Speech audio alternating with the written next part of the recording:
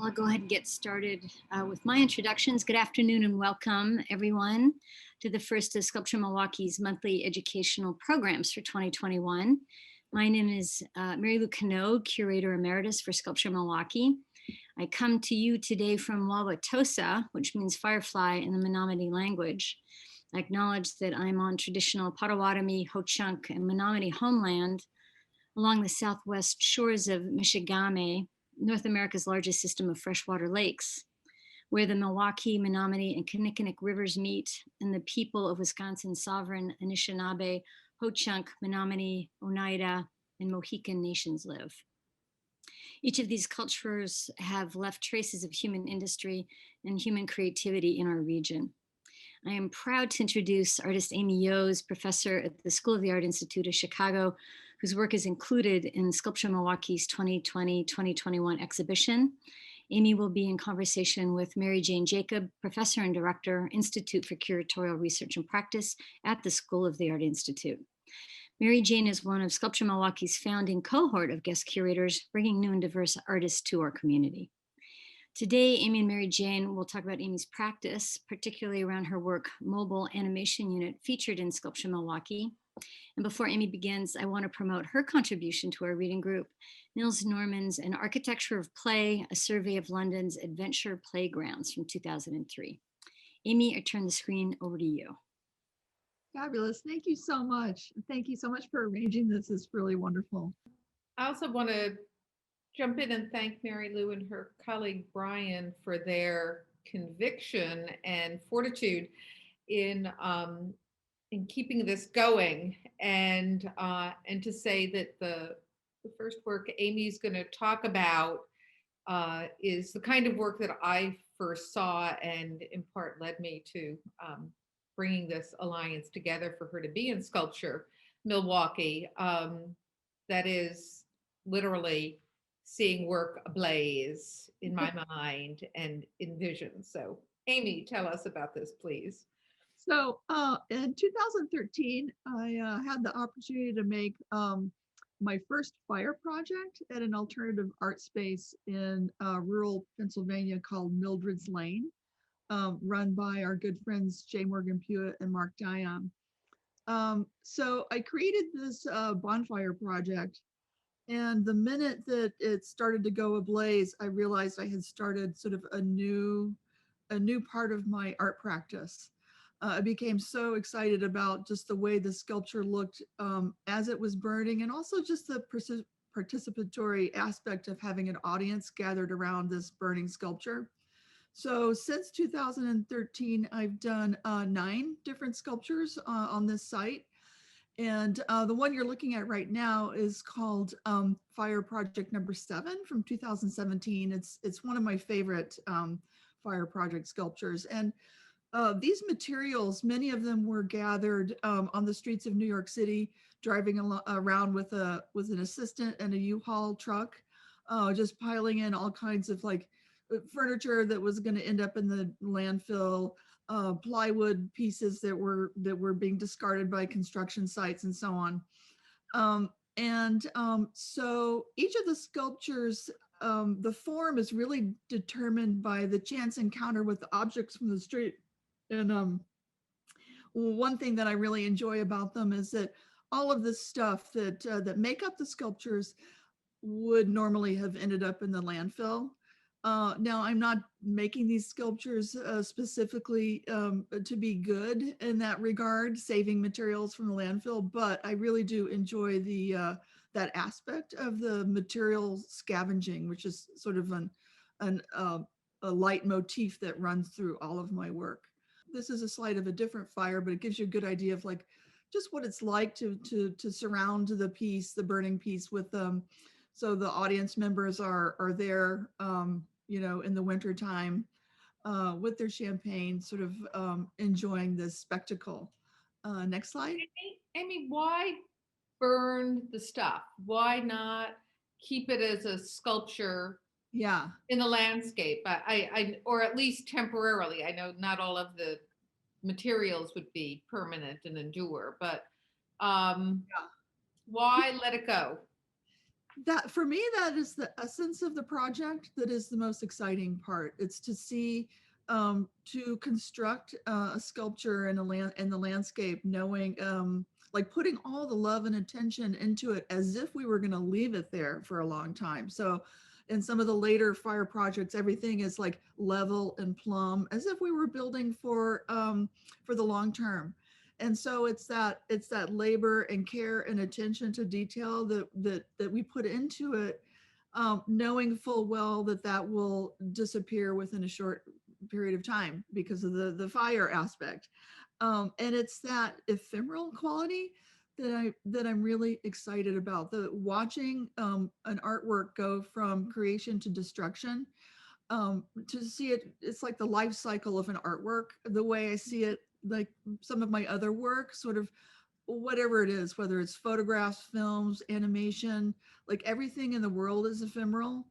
And eventually, so many things will disappear in one way or the other, either by accident, intention, disrepair, all the things that can befall an artwork. Yeah, Uh, so you don't just let it erode, which, yeah. might just basically have it in tatters and not be Yes, this kind of perfect artwork that it seems at the moment that you finish completing it, but then making a celebration, a whole second totality of it rather than that degenerating in betweenness. exactly. And I am interested in that idea of slow decay. Um, but in this case, with the fire projects, I'm really excited by this. The life cycle of a sculpture compressed. Hmm. So let's see the Then next. you make another work out of this, that I think you have to show us too. Yeah. So what happens with every fire sculpture is that I document them thoroughly with an iPhone, and my husband George Colombo helps me do this as well. We're both like running around the fires trying to capture sort of the essence of the piece as it's burning. One of the end results of this project is to have these black and white uh, square images that are sort of the residual aspect of the sculpture that lives on in terms of documentation. Amy, So I'm going to throw in one question from the audience just because we're on this work and we will be leaving it as we move on. yeah, How do you rationalize releasing potentially toxic gases into the atmosphere when you burn these materials that are the sculpture? I think that is a great question. Um, so let's first address the idea of toxicity. I never burn anything that's plastic, although let's be honest, plywood has glues that are not perfectly non-toxic. That's true. Um, I mean, I think that we can say that that everything that degrades, that's biodegradable, it will release its carbon gases over time anyway. Um, that sounds defensive. I'm not really defensive about it. I just think that it's an artwork, and all of us that live our modern lives have our carbon footprints. Anybody that drives or flies or orders things from Amazon, like we're all sort of complicit in our current living system. And so, people are burning piles of leaves all over the place all the time. And I just feel like, well, my fire projects are sort of, they're in sync with what we're doing in the world. I don't know if that is a Yeah, satisfactory. I think we'll leave it at that. Yeah. And you might have one more image, and then I want to introduce what we're doing next. So this image is another one of the sort of in progress shots of the fire going up in flames. And what I like about this image is it shows the structure of the piece underneath. So the idea is that different materials are layered in ways that are predictably combustible, like the paper will fly off quickly to reveal the shapes that are underneath that are made of more durable materials. So it's really a choreographed blaze. Mhm. So, So I'd like to move to the origins of the work itself, which is in Sculpture Chicago, and to say that, you know, on the one hand, it was a work like these bonfires. It was so exciting that uh, increased my interest in Amy's work and wanting to find some occasion to work with her. So we wanted to share that with you first. But the work which you see in front of you, this mobile animation unit, which really has a complex identity that Amy's going to thoughtfully take us through, was occasioned by knowing that we would be having an exhibition at the Art Institute of Chicago, the partner institution to our School of the Art Institute of Chicago, where we both are situated, and that this exhibition would be of the Brazilian artist Hélio Oiticica.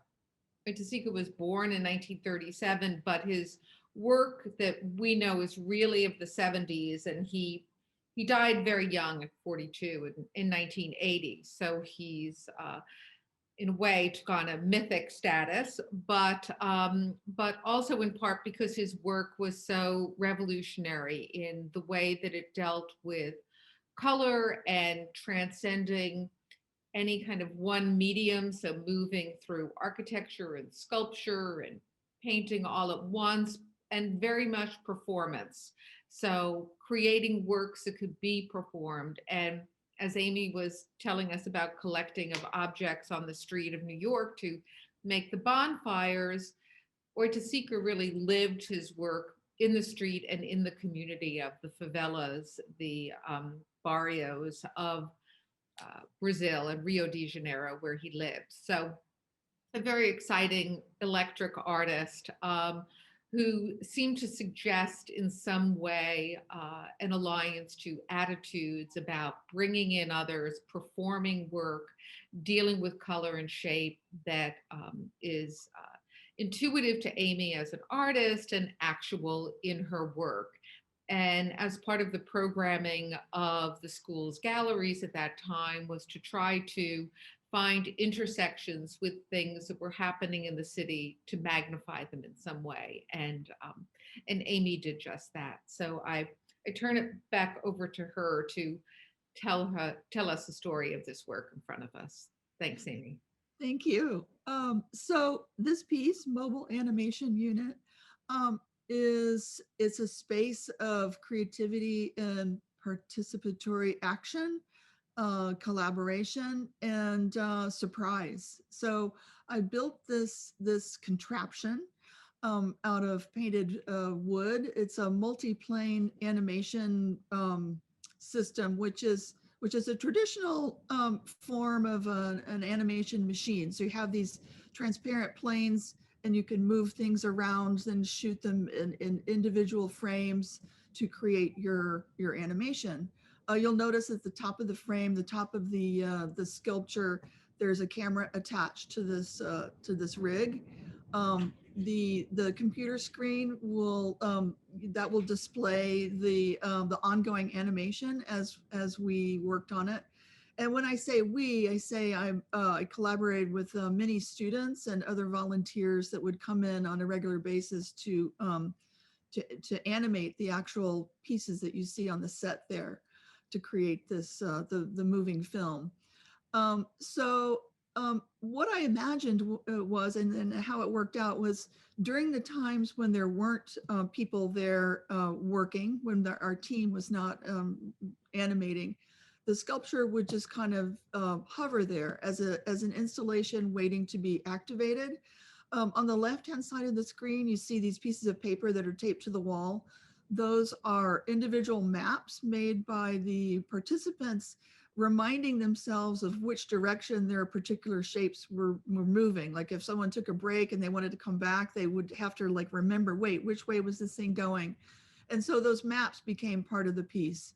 Up against the wall, you see these things leaning up against the wall. Those are mechanical sculptures made of wood that I created to use within this system to sort of give the animation a this sort of mechanical motion. Amy, can you take a minute to tell us what stop animation is, perhaps by like what are the rudimentaries of how it happens? Yes, so here we are working. And so what happens when you're making a stop animation is you are moving the individual elements that are part of your film a tiny increments at a time. So we would the participants would like gather around the set, make their moves, whatever shapes they were in charge of moving, step back, and then we would operate the camera, take a shot, and then everyone would dip back in to do their next moves. So one of the things that spurred this project on was that exact sort of process of animating that I learned to love in my private studio practice, where I always hire students and assistants to help me with my other animations. And what I always love about that is sort of like it's a group activity, and it starts to become a dance. So people will just like move in, make their moves, step back, click the camera, step and repeat thousands and thousands of times. And so with this project, I thought one of the things that was interesting and wonderful about bringing that normally private process of studio making into the public realm, so people could sort of see how the animation was done, um, and just watch us making this thing. And so that was really very fun and magical to be able to actually interact with the audience that would come and watch us. They always had questions, and we had wonderful conversations with people that were the visitors to the gallery. Have So you ever had a camera stationed that was catching the real time that would sort of show that motion, you I know, mean, like, like there would like be a weather camera? Yeah. yeah, exactly. Actually, I have thought of that, and maybe that's for the next project. But yes, to have something that is capturing this entire scene, watching all Hmm. capture the motion of the people actually moving around. Um, so yes, yeah, absolutely. So this is a for me this is a very important image showing the other people that are involved in moving things around. And I think that the personalities of the different animators really they the personalities of those people are embedded in the film itself. For instance, like some people really like to move things in very tiny increments, barely could see the motion. Other people were like, I'm just going to zoom this thing all around. So I would my role in that respect was more like a director, in the sense that if I saw something moving maybe that I thought was too fast, I might comment on it, or too slow. But really, I like to see how others would play with the materials and Do they parameters. have any initial instructions given to them? Everybody chose the different elements that were on set that they wanted to move. And we would start with some sort of So basic. you created or set up the toys. Yeah, I would set up the toys and give some basic direction, and then we would just go. And the thing that's interesting about this way of working is there's really no going back and correcting things. It is what you're capturing what was really happening. Um, there was some editing, in the sense that maybe a few passages I felt didn't fit with the whole. So there was some editing that took place, but it's not like I could go back in and sort of rearrange a lot. This image is one of my favorites from the shoot, because it really demonstrates like all the hands that are working to move these shapes around on the multi-plane animation set. Now, this is one real shot of a moment of people Yes. working. People are working. This is just one of the shots with all the hands in the But set. it has a very unreal look to it, Yeah, very surrealist. it looks kind of like there's something like a mysterious sort of I don't know, like religious uh rite being performed here. This is very I think it's a very beautiful image. I've always loved this image of the hands on the set. So here's one of the aforementioned maps This one was drawn by our animation consultant, Meredith Like. She had such a fantastic way of drawing, but this is a great example of like she made this note to herself about the way that the things that she was working with were moving, so she wouldn't forget which direction she wanted them to go. So that wall that I showed you previously is just covered with all these different maps that different people made. And here's an example of one of the many animation machines. I call them the Sullivan machines, just as a nod to the beautiful Sullivan Gallery space. And so Where this this is, is located. Mhm. yeah, yeah. And so I built many of these machines and photographed them individually outside of the animation set, just in order to have a record of them. Mhm. But So these were things which you made, not your collaborators. yes, I made them, but then they are designed to be interacted with and played with. So all of those different parts will spin and rotate in different ways. Mhm. So the animators could decide for themselves how they wanted those things to move around. And then when you see the film, you'll see that, okay, these machines are sort of embedded in different layers on the set. So you would never see this beautiful, simple gray background. It's always going to be really complex with lots of different things moving around, which would be paper, plastic, colored acetate, cardboard, all different kinds of materials. And when So we Amy, so where's the art or what's the art? Is this an artwork, a relief, a sculpture? Is the platform table an artwork or is it a device? Are the other scattered things, are the drawings art or are they kind of preliminary background? I think Um, all becomes part of the art. It's all the art. It's different aspects of the art. so would So you, for instance, show this in a gallery, this piece separately, now extracted from the animation process? yeah, absolutely. I mean, I love the idea of tools and machines being artworks in and of themselves. Very interested in the idea of tools as art. So definitely I would display these. I would want people to know the genesis of the object, but I would definitely display this as is as an artwork. Um, So, so it, by the same token, um, so this is an object you made and you're the artist. yeah, that's right. And then some people were interacting with your work and making their work, or talk about authorship a little bit. Yes, authorship is a really important aspect of this project. And I like this kind of like in the weeds, thorny area question mark of authorship. Uh, in this in this respect, I am the author of the piece. Um, of so the end result is the film, but also of all the different components. I designed them and made them and conceived of them, but the collaborative aspect and the participatory aspect comes about by inviting other people in.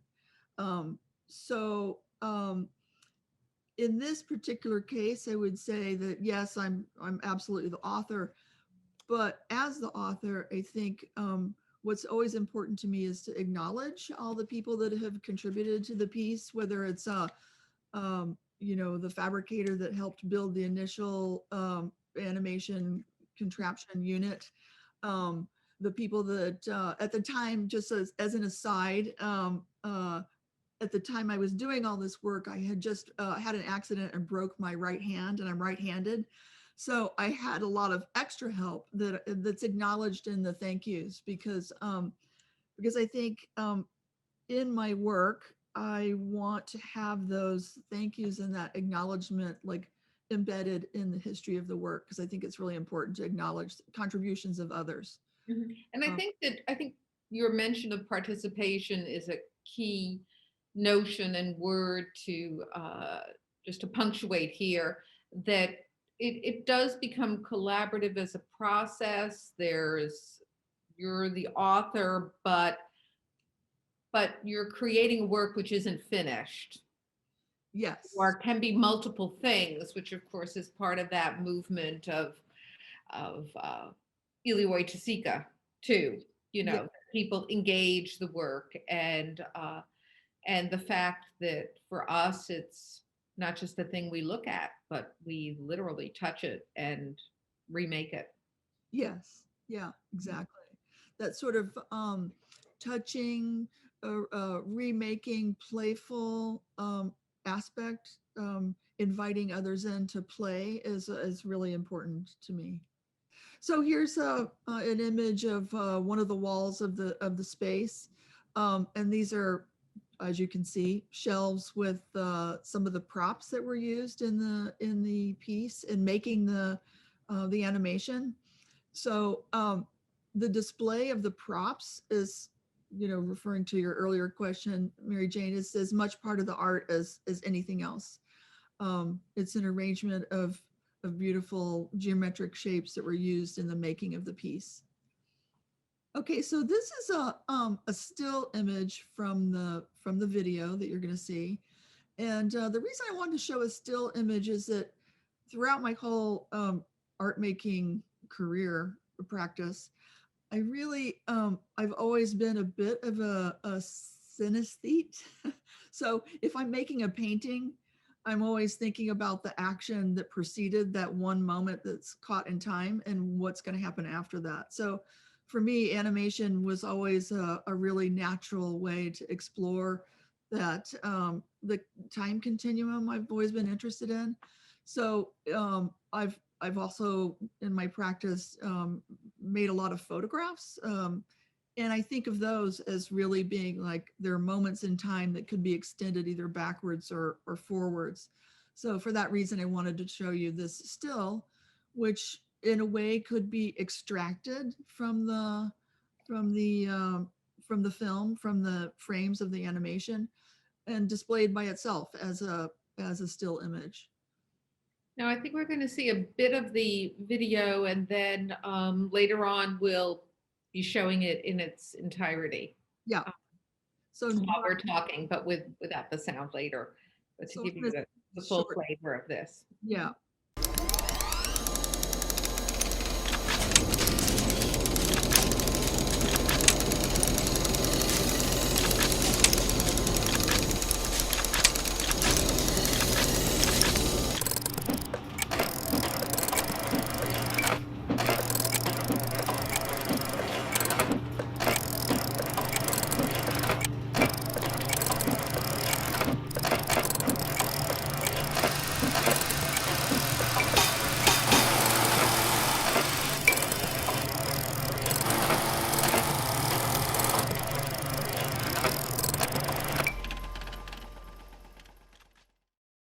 Technique where the sound gets added after the film, the visuals have been arranged, and I have a huge library of sounds that I've recorded on my own that are like the list sounds something like, you know, plexiglass sheet dropping on cement number 1, 2, 3, 4, 5, or like I tend to buy a lot of things at the thrift store and then will use those objects to make sounds like plastic beads falling against an ice cube tray. So in a way, this list of my sound files really sounds like a poem. It's there. It's a really beautiful list of bizarre things, and just the, I don't know, the adventure of going into the thrift store to find good things that will make sound is a lot of fun. Tapping on What things. was this particular sound? Because it seems so mechanical, almost Yeah, Charlie Chaplin, modern times, it is very stuck modern. in the cog. So each of these individual sounds, like there could be toys, for instance, like I had a collection of toys that would make specific sounds that I liked. um Also just percussive sounds that would be like individual like So, are was, those some of the things you used on this occasion? yeah, like taps on a crystal glass or um something dropping. Sometimes I do, I'll dip into professional sound libraries, like the BBC has a famous sound library, and I might extract a few things from that, things that maybe I wouldn't end up recording on my own. Like I don't have much occasion to record the sound of a cannon being shot, for instance. But but I have a big collection of sounds that I dip into, and I'm always think a lot of my animations have this sort of mechanical percussive feeling to them. So it's a big library that I dip into So the to sound is really as composed and complex as the visual. It's very important. I mean, without the sound, you'll see in a moment, it's very it's meditative, but it's not as magnetic. You really need the sound to complete the image. And just while we're discussing that, I want to give a shout out to the Wexner Center for the Arts. They have a wonderful program called the Video Film Residency Program. And I've been there many times to work on my animations. And the sound editor there, Paul Hill, is the one that helped me put together the sound for this, which means I bring all the raw material, the raw sounds, and I describe what I want and I usually arrive with a rough sketch. And then with Paul sitting side by side at an editing station, we go through the film and decide together like what makes more sense in terms of sound perspective and what should be louder, what should be quieter, and sort of the rhythm of the thing. So it's a that's another kind of aspect of collaboration that I'm interested in. Like I always I love the input of the expert, people with expertise that know how to that are like that excel in these different craft areas that I don't have enough lifetimes to become adept at. And it also is like I'm a very social person, so I like making my art around and with other people. So it's yet another excuse to sit side by side with another person and pick their brain about like how they think about sound, and like to learn from somebody else while making my own work. So while we're on that topic of working with others, so this image is an image of the model for the mobile animation unit contraption. And then you see it sitting on top of the actual thing that was being built. I worked on building this with my good friend, Paul Barteau, who's a fantastic sculptor and artist and fabricator and builder. And I've worked with him for probably over 20 years now. Whenever there's a project to make that involves like any kind of engineering with wood, we really have a great time working together. For me, there's nothing more wonderful and satisfying than discussing with him the meaning of the way of putting things together. Like, what does it mean to use this kind of joint rather than another kind? What are the structural aspects? What do we want to consider?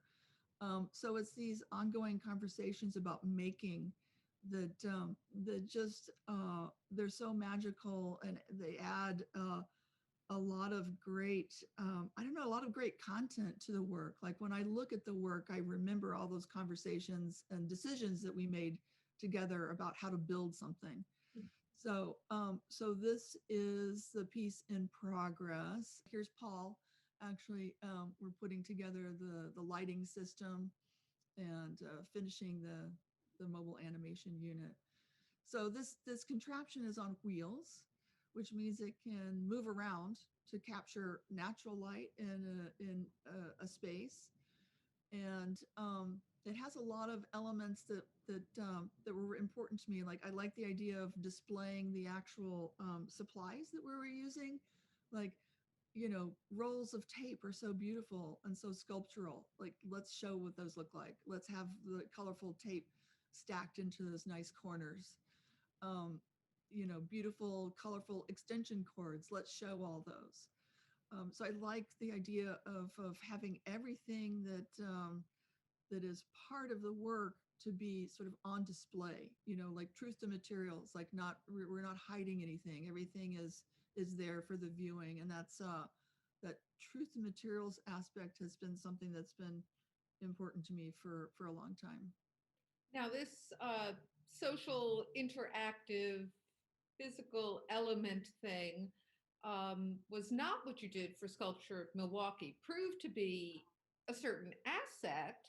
Uh, I would say too, because we hadn't anticipated we'd be working around a pandemic. So, can you tell us how this shifts to what is in Milwaukee now and going to be reinstalled at yet another location next week and continue to be on view there? So I think this, you used a word which is important, shift. Like there's a shift and an unfolding in all of the work where sort of there's this dynamic process where these things happen, and then the results of that activity spin off into other zones where they live other lives. So the animation itself is the product of everything we've been discussing here, was made on this system with those volunteers. Took 2 years to actually finish the video after this was what you're seeing was installed in 2016 and the editing was finished in 2018. And so that is, I really enjoy that aspect of it, like this satellite of the video spinned off into outer space, ended up in Milwaukee, where people are now, instead of being the active participants in terms of the making of the thing, they're active participants in terms of the viewing. Like I consider it part of the art, that the screen is being displayed and the people and the streetscape are all part of the art. It's almost like the people have been transformed from the objects in the animation. It's sort of that same kind of like, what were you mentioning before? Was it Modern Times, the Charlie Chaplin? Yeah. So it's sort of like, yeah, and you have this fluidity on either side of the glass, the yeah, animation and the life outside, yeah, including cars going by. yes, Might be, a particular modality right now. yes, Yeah. sure. Yeah. What do we have for our next image, Brian? I think this is the last image. Okay, this is the last one before we show the film. We will look at that as we talk, and I hope people are kind of getting their questions together, because we will spend the last part of this session doing that. But what would you like viewers to take away when they look at this work in Milwaukee? Well, I think that first of all, I would like to encourage them to keep looking. Well, with all of my animations, this is like a crucial aspect that I'm trying to construct a system whereby people get caught in kind of a meditative web, and they stay longer than they think they're going to stay. Like for instance, if you looked at the didactic plaque on the wall and it says 5 minutes, you think, oh, I'll never stay for 5 minutes. And soon you watch people staying for 10, 20 minutes. So I want them to think about the playful, joyful aspect of the motion, but I also am curious about like where their minds will drift to. Like I like the idea of the association with Metropolis, Fritz Lang's Metropolis, or sort of ideas about mechanical activities in the human life. And so, in a perfect world, I would like them to sort of be drifting off into the space of like much broader ideas, sort of big thoughts about how we live our lives and what it means to be active and creative. So it goes from sort of a microcosm of this the small movements of the animation, the sort of human touch of this stuff, which by the way, like some people, if you look at it without looking carefully, you might be fooled into thinking it's all done with the computer. But if you look for long enough and carefully enough, you have this epiphany, this realization, wait a minute, that's actually cardboard. I can see the edges of that thing. That looks like plastic. And it's that moment of epiphany that I'm interested in as well. Like to reward the viewer with the extended time they've spent with the piece, and they have this sudden realization that oh, now I understand more about this thing, and then they want to watch it again to confirm their what they thought they realized. So Yeah, it's I think on the one hand, there is, such richness and depth in it that you can't take it in all at once. So you're having to look at it again and kind of like, did I see that before? Or was that there last time? Or is this still the same film? Or, I mean, so there's that kind of thing. Um, but also, as you say, kind of like decoding it in a way too, um, is also another aspect of its playfulness. yeah, yeah. Yeah. Um, shall we open up for questions? Sure. Yeah. Sounds Um, great. If we can play the video silently in the background yeah, I while think we're that'd be lovely. Yeah. Um, and so we have one about how you convey the collaborative process to your students at the school. Um, not not in this particular work. I know some of your assistants, most of them were students, but in general, as someone who is teaching young and emerging artists, how you convey this notion of collaboration when perhaps there's so much emphasis, at least traditionally, historically, on individual creation and the artist's own ownership of their ideas. That's such a great question. For me, it starts in the co-working spaces. So I spent a lot of time in the wood shop at the School of the Art Institute, and I also teach several classes for the fiber material studies department. And what I like to do is really, when I'm there for the fall semester, sort of really embed myself in those environments. And it's about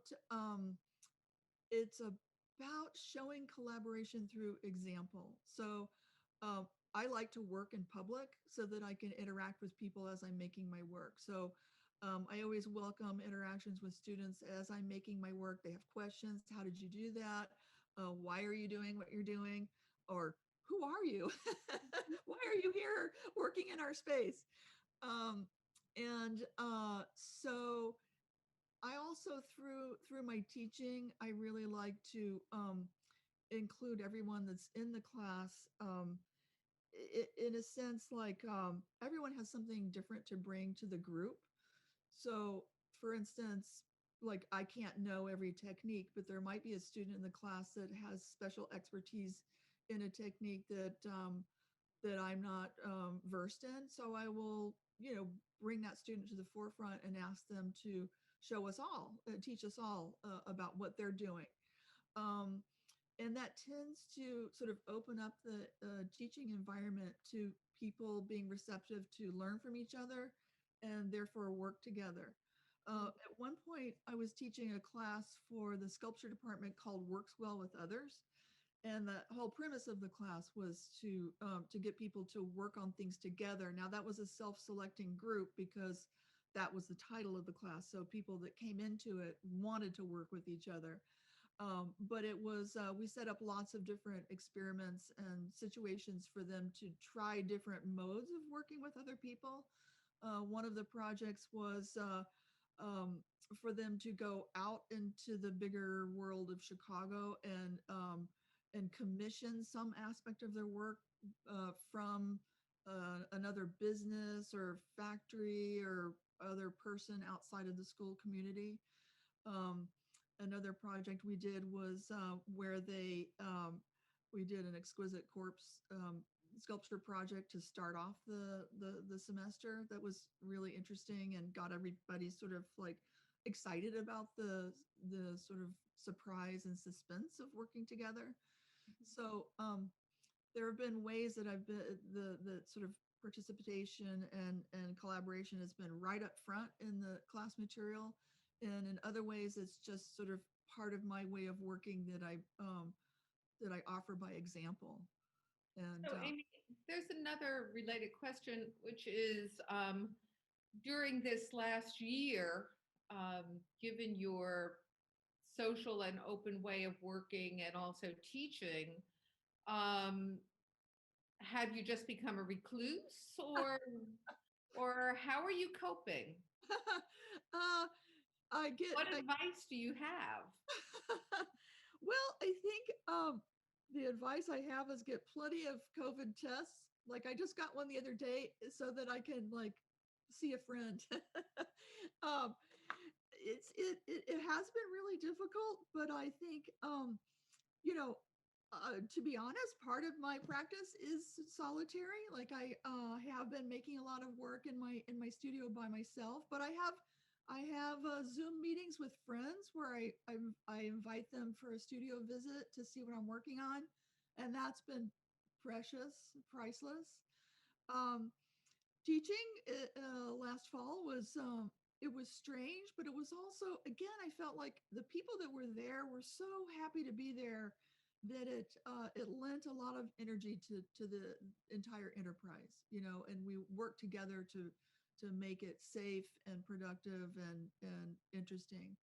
So I guess it's a challenge like Mhm. no other challenge really. But yeah, I would say the hardest thing for me in the fall was normally I have lots of gatherings at the temporary place that we live, where we live when we come to Chicago, and that was sad not to be able to do that. So I spent some time feeling bad about that, about not being able to host parties. So, Amy, another question. With this, social kind of way of working, but also what you've shown us in terms of the process of the mobile animation unit. Everything has lots of parts and involves some people and then involves other people. And it's really not only a massive undertaking, but it's a long undertaking. Is there other work you do that you do quicker, Yeah, faster? Yeah. absolutely. Do you work in different speeds? I do work in different speeds, and I think I need those different speeds in order to stay sane. Because if everything took as long to make, I think it would just be, you know, I need a balance. In other words, so some things I do work in a solitary way and a speedy way. So I'll do Such as, yeah. just like uh, printed paper projects that are just up to me. I just do them, and they tend to be loose and fast and gratifying. I'm also doing some handmade book projects where I'm repurposing old thrift store books, really based on like the kind of binding the book is, but also the title. Like I've got one called Encyclopedia of Sofas, and so I'm like using them as sketchbooks. I draw and paint on each page, and that's a very solitary activity that has been like a lifesaver over this last year, to be able to have those kind of like activities here at my desk where I have one handy right here. I wasn't planning on showing it to you, but I will. So Hell. like this is just an example. And which book is this? This is called Folio 40. Who knows what it was at the beginning? But I have lots of books that you can see this idea of sequencing, right? So this could easily turn into a film. This kind of like That painted book also has sound, Amy. does have sound, right? The crinkly pages. So so yeah, this is like it's like a diary of Uh-huh. ideas that I intend to use on my other projects. But it's so I have these small things that I do that keep me kind of going. Okay. We have another question. I'll read it. I truly enjoyed thinking about many formal energies at work in this piece. Energy is captured, energies are sent, energies are transferred from shape to color to movement to sound. Any thoughts about energy as political? Oh, that's really interesting. That kind of brings us back to Hélio Oiticica, I think, for sure. And I think that's one of the things that I've always loved about Hélio Oiticica. I have to say his work didn't really come into general prominence until maybe about 15 years ago or something like that. Um, but this idea that you can convey political energy, political content uh, through this sort of abstract aesthetic is fascinating to me. And I think everybody's work, of course, is political. If you're making something in the world, that thing is political in some ways. And I'm interested in that. I'm also interested in like um, how these forms um, or these styles can transcend, transform um, our thoughts about society and how we live and what it means. Like, what does geometric abstraction mean now that it couldn't have meant 50 years ago? Or what are we carrying through from the history of abstract work until now? And really, I mean, I just think that So can you answer some of that in the declarative rather than interrogative as to, how is energy political to you, or how is abstraction political to you? yeah. Well, I think What's your political motivation? so. Any of those? Yeah, so I have to say I don't set out to I'm not setting out in my art practice with a particular agenda, political or otherwise. I'm And I interested. understand we're using political in a general way, which is not necessarily pro or anti Yeah, exactly. Yeah. political party. Yeah. Right. Yeah. So it's not about that kind of agenda, but it is about uh sort of humanity, like the accumulation of thought, knowledge, experience, aesthetics. um it's all like, okay, everything that's happened is like represented in the present at this very moment. And so I love that question about energy. And that, I think that's the essence of the work, is sort of like capturing that energy in this very moment. And it means this very moment is encompassing all the moments that have come before. And it's that kind of chain of human interaction, creativity, record of creating. Like, some of the most beautiful things in the Met are like these uh, ancient works from Crete that are just like these vessels with a few lines drawn on them. I always go to see them every time I go to the Met. It just reminds me, like, why are we doing this? Oh, that's right, we've always done it. And so it's really about the creative continuum I'm interested in. And it's sort of like, And I think you're also, affirming people's individual energies. yeah, Um, yes, their creativity, which is a kind of energy, but energy in general, um, which I wouldn't use the word empowering from another decade. yeah, You don't give them that power, but I think that your open door kind of notion of working allows them to apply and feel their own energy in the work. yes, yeah, exactly. To have their energy affirmed and appreciated and transferred from one to Mhm. another. Yeah. So Yeah. that transference is important. Mhm. And before we sign off with Mary Lou, there's one other question that people want to know, which is, what do you have coming up? What can we look forward to as the next Amy Yoes big extravaganza? That's such a fabulous question. Thanks for asking that. In fact, I have a couple of exciting things coming up. I'm going to be doing a giant fire project at Masmoka this summer. I don't have the exact date yet, but please stay tuned. I hope you'll all be able to come. And it's going to be fire project number 10. So it's going to be a big one. It's going to be outdoors in their sort of field setting. And this will be the first time I've done a fire project outside of the Mildred's Lane context. And I'm really excited about that, just to see the work in a different context. So that's coming up. And then the following year, I'm doing a big indoor installation at Mass MoCA that's going to encompass a lot of these ideas about spaces and participation and so on. So that's what's You're coming. busy. I'm busy. Great. Well, I want to thank Amy and Mary Jane for really great Mary discussion. Lou, Yeah. turn it back over to you. Great. Thanks so much, Mary Jane. I want to thank you both for such an interesting conversation about energy, animation, and the creative continuum. And I hope we all are released from confinement to see your fire project at Mass MoCA. That would be a really great way to celebrate all the things that we've all been going through. I want to thank my colleague Brian Pfister for managing today's technology and the entire Sculpture Milwaukee team for their support of the show.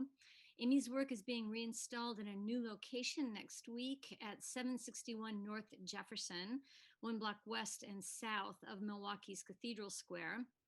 Thanks everyone for being here today. Have a safe and healthy day. Thank you so much, both of you, for inviting me to participate in the exhibition and for arranging this wonderful talk. It's just been great. Thank you so much. Thanks. Thank you all. Bye.